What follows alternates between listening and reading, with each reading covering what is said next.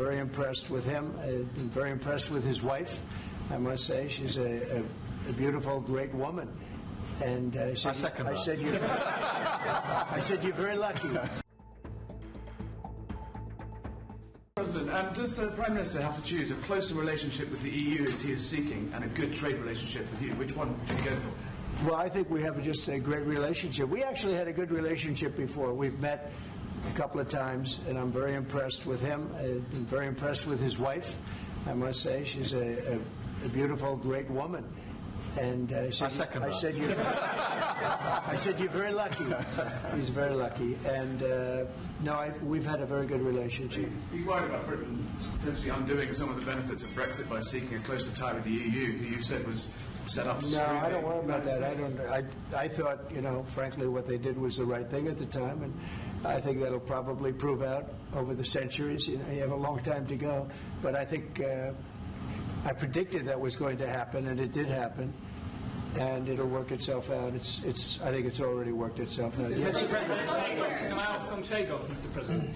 Keir Starmer has signed a deal to give away the Chagos Islands to Mauritius. Will you approve that deal?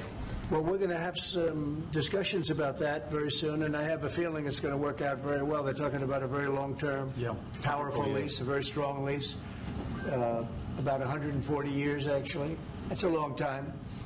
And I think we'll be inclined to go along with your country. Yeah, I think it's a little bit early. We have to be given the details, but it doesn't sound bad. Yeah, please. Mr. President, you obviously can do business with our Prime Minister, Keir Starmer. You said yesterday that the EU was constructed to screw the US when it comes to trade.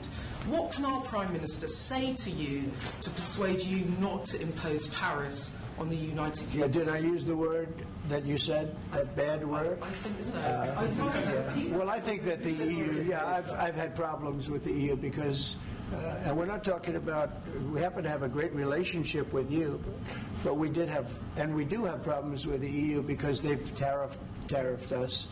They do it in the form of a VAT tax, which is about 20%, and many other taxes. They sue our companies. They sued Apple, got $16 or $17 billion, which was, I think, totally a ridiculous decision. And they're suing Google for a lot of money. They're suing a lot of other companies, and we don't like the way they're treating our people now. We don't like the way they're treating our companies.